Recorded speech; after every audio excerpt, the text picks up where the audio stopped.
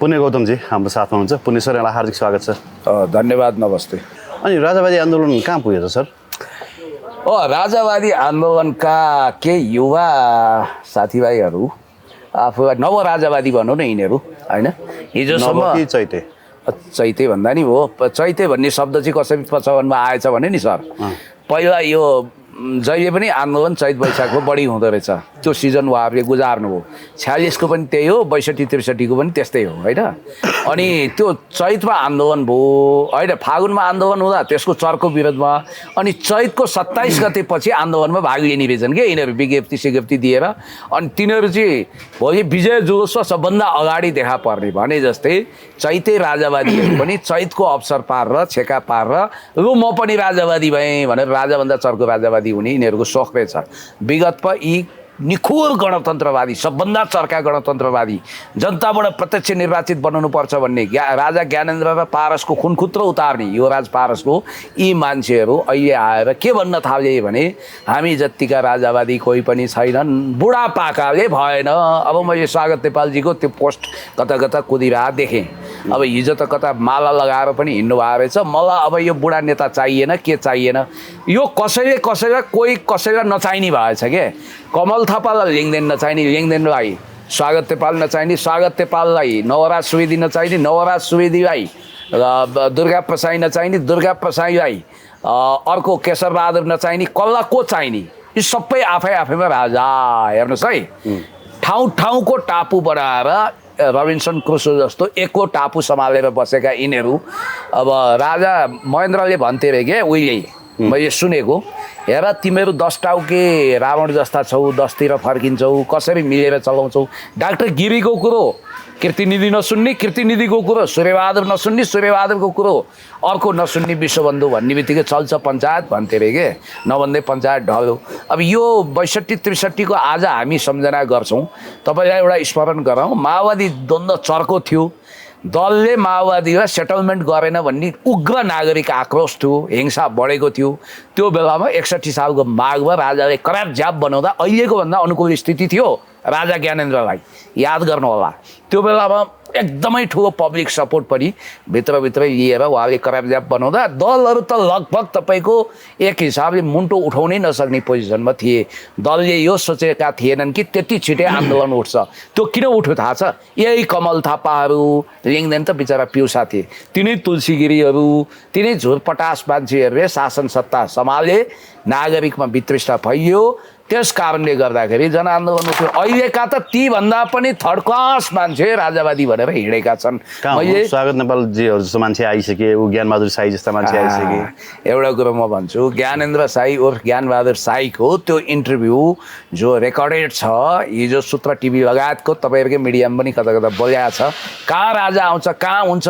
हिजोसम्म उहाँ जुम्ला गएर त्यही ठाउँमा गएर राजा ल्याउन राप्रपा हिँड्दैन, कहाँको राजा भनेर माओवादीको पनि मन जितेर भोट पाएका। अहिले के भन्छन्, जुम्लामा चुनाव हार्ने भएपछि ओली शर्मा ओली, सम्मानीय प्रधानमन्त्री केपी शर्मा ओलीज्यू जहाँ उठ्नुहुन्छ म त्यहीँबाट उठ्छु भनिरहेछन्, वक्तव्यबाजी गरेका छन्। तपाईँलाई के भने हिजो चाहिँ हिमानी शाह र हृदयेन्द्र लिएर जुम्ला पुग्यो उनी, अनिखेरि त्यो त यस्तो हो, हिमानी ट्रस्टले आयोजना गरेका कार्यक्रममा म पनि जान्छु, सामेल हुन्छु भनेर बिन्ती पत्र हालेपछि उहाँलाई लगिएको। त्यो अलरेडी प्रोग्राम तय भएको थियो।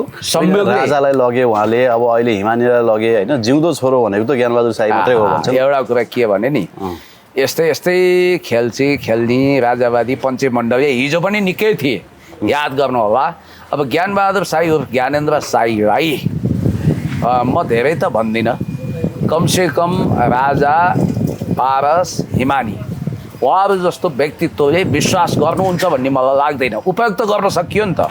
जस्तो एउटा कुरो म तपाईँलाई भन्छु, ज्ञानबहादुर साई और ज्ञानेन्द्र साई कुन तहमा हुनुहुन्छ, कुन औकातमा हुनुहुन्छ, उहाँको बौद्धिक ज्ञान के छ, उहाँको पब्लिक सपोर्ट के छ उहाँहरूलाई थाहा छ। त्यस कारणले गर्दाखेरि उही अब जुम्ला जाने, अब त्यहाँको सांसद, जितेको सांसद, त्यहाँ एमालेको सांसद हुन्थ्यो, काङ्ग्रेसको सांसद हुन्थ्यो भने पनि सांसदको तहबाट त्यो प्रोटोकलमा स्वागत गर्ने कुरा आफ्नो ठाउँमा छँदैछ।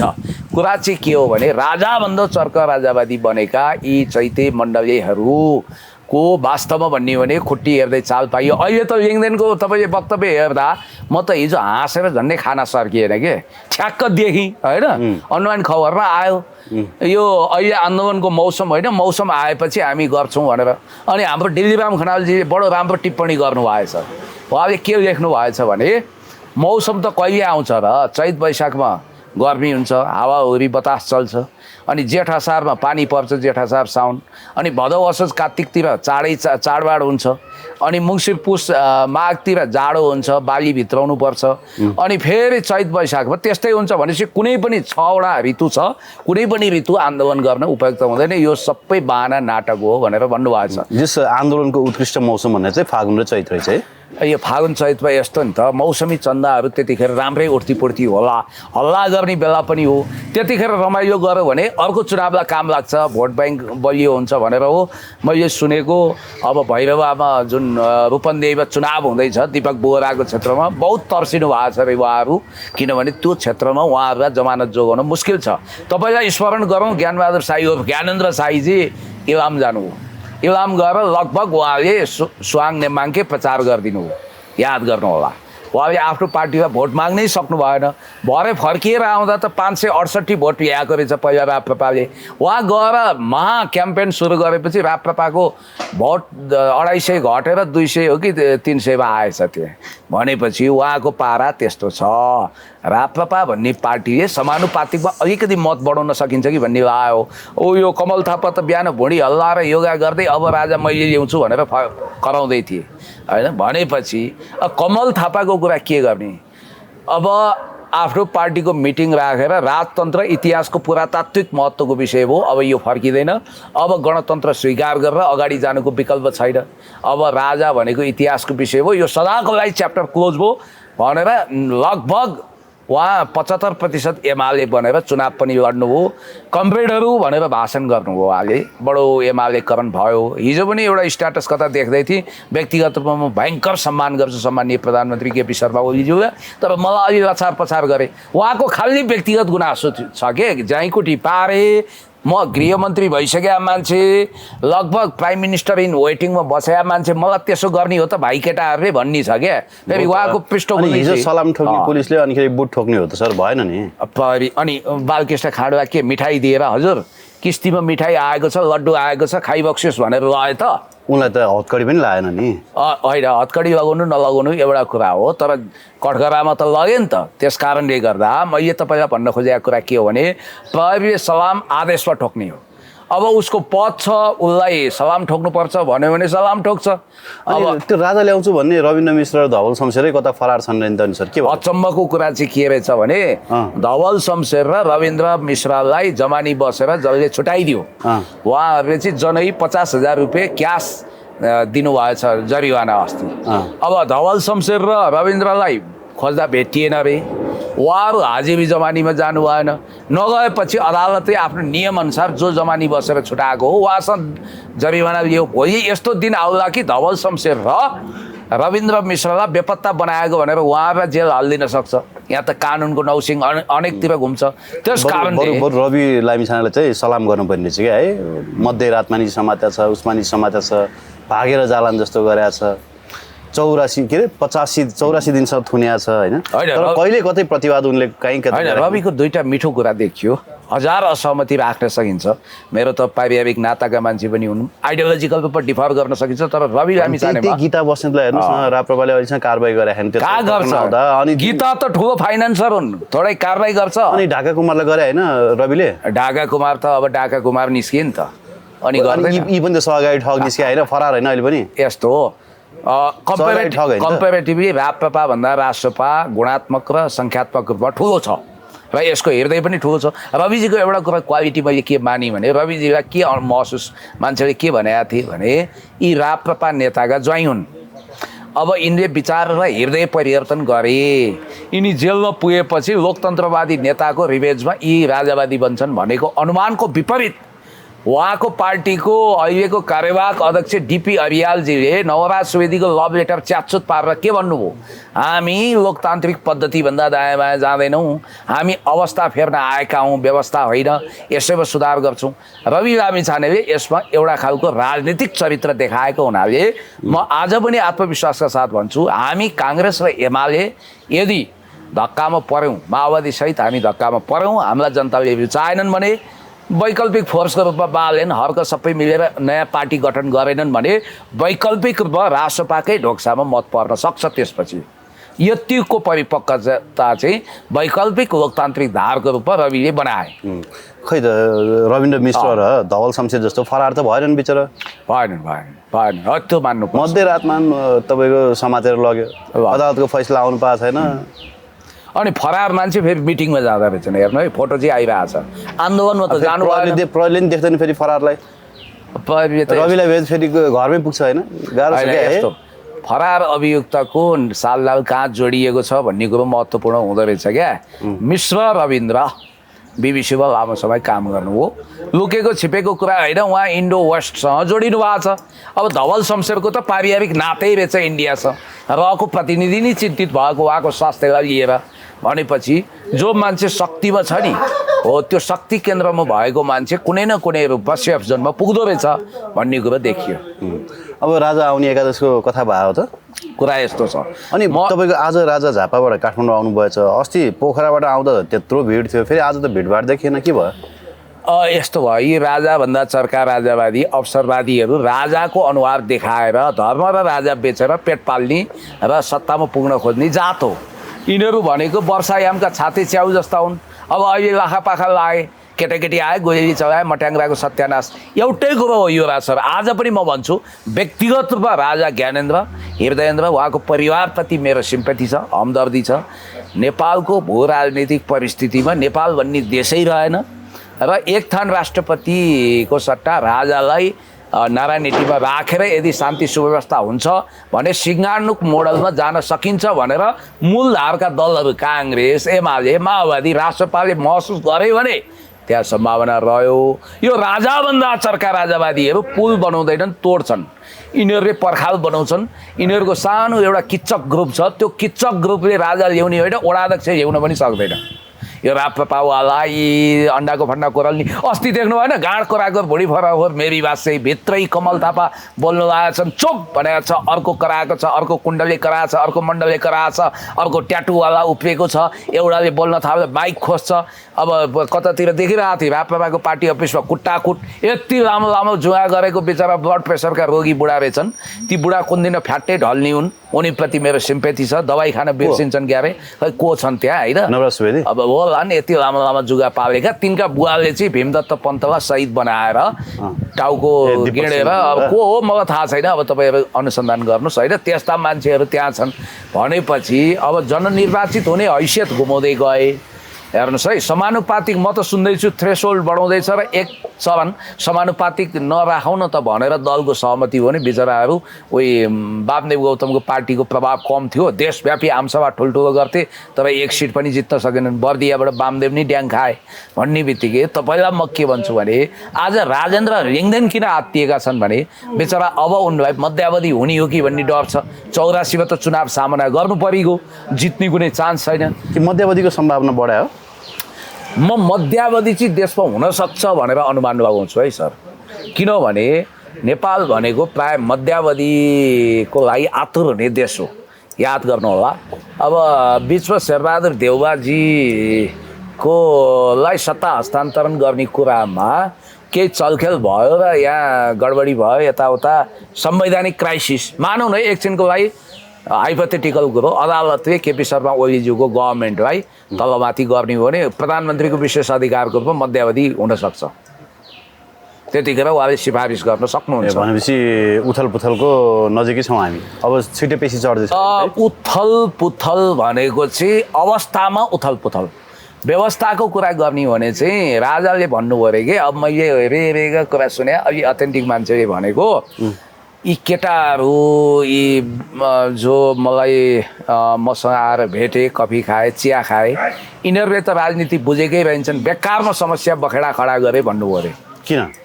अब यिनको ताल देख्नु भएन, 10तिर उभिएका छन्, झगडा गरेका छन्। राजाको पैसा सिद्ध्याइदिएर मात्रै, कति करोड सिद्ध्याइदिएर मात्रै भन्छन् अनि खै राजाको ढुकुटी खोल्ला भन्ने चाहिँ लाग्दैन। यिनीहरू आफैले राजा बनेर ऊ गरे होलान्। अब हाम्रो डेलीराम खनालजीले त भिडियो नै राख्नु भएको थियो, चिलबिल हो, काठमाडौँबाट आएका मान्छेले खान पाएनन्, यी अरबपति छन्, भात खान पनि राम्रो पाएनन्, यहाँ भयो वहाँ भयो भनेर भन्नुभएको थियो। सिफल चौरमा ल्याएर मलामी यात्रा तय गरे। पहिला एकदम विजय जुलुस जस्तो हाहाकार गरे, पछि सिफलमा ल्याएर सिफलमा सहित झुन्डाएको नि त हो, त्यहाँ प्रेतात्मा बनाइदिए आन्दोलनलाई। त्यसकारण उनीहरूको आन्दोलन टाइटाई फिस। मैले त तपाईँको टेलिभिजन च्यानलमै भनेको थिएँ, कमल थापा जस्ता मान्छे, लिङ्गदेन जस्ता मान्छेले लिडरसिप गरेर आन्दोलन हुन्छ यहाँ, त्यो त वितण्डा थियो, तमासा थियो, त्यो बेकारको कलाविहीन नाटक थियो। वास्तवमा यिनीहरू आफै गणतन्त्रवादी हुन्, गणतान्त्रिक सरकारमा गएका छन्, भत्ता खाएका छन्, सत्ताको लागि सरकारी गाडी चढ्या। हिजो ज्ञानबहादुर साई पनि सरकारी गाडीबाट निस्किँदै हुनुहुन्छ। त्यतिका यिनीहरू केही फरकै छैन नि। यो भने चाहिँ कस्तो हो भने यो नाटक हो क्या। उयो यो के अरे नवराज सोहीदेवीले उहिले पञ्चायत खाएर डकाएका मान्छे अरबपति छन्, सबै छन् होइन, उनी के को लागि यो गर्दैछन् तमासा भने नभए पासा पल्टिएर यिनीहरूलाई दरबारले विश्वास गर्दैन, म ठ्याट्टै अन्तरिम प्रधानमन्त्री हुन्छु कि भनेर मात्रै हो। बिचरा जगमान गुरुङको चाहिँ एकचोटि इन्टरभ्यू लिनु पर्ने बेला भयो क्या। अब 15 गते म राजा बनाउँछु भन्नुहुन्थ्यो। भविष्यवाणी के भयो त्यत्रो पढाए मान्छेको? अब मलाई त तन्त्र मन्त्रमाथि नै विश्वास लाग्न छोड्यो। अब जगमान गुरुङजीले घोडा टेकेर चमर हम्किएर एकचोटि गएर केपी शर्मा ओलीज्यूलाई कुन प्रतिष्ठान खाली हुन्छ उपकुलपति बनाइपाउँ भने राम्रो हुन्थ्यो। उहाँको बाटो त्यही हो। अहिले पनि ठाउँ छ। आराम हुनुहुन्छ पुण्य सर? ठिकै छु। अब माधव नेपालको त बुरा हालत हुनुभयो नि त? बिना ढेउवा के भनेर भाषण राम्रै छर्काउनु हुन्थ्यो। अब उहाँको हालत खराब हुन्छ या के हुन्छ भनेर अहिले पण्डित्याइ नगरौँ। जे होस्, अब उहाँ बहसको विषय बन्नुभएको छ। अख्तियार दुरुपयोग अनुसन्धान आयोगले माधव नेपाल सहित कैयौँ व्यक्ति विरुद्ध मुद्दा दर्ता गरिसकेपछि विशेष अदालतको प्रक्रियामा उहाँ तानिनु हो।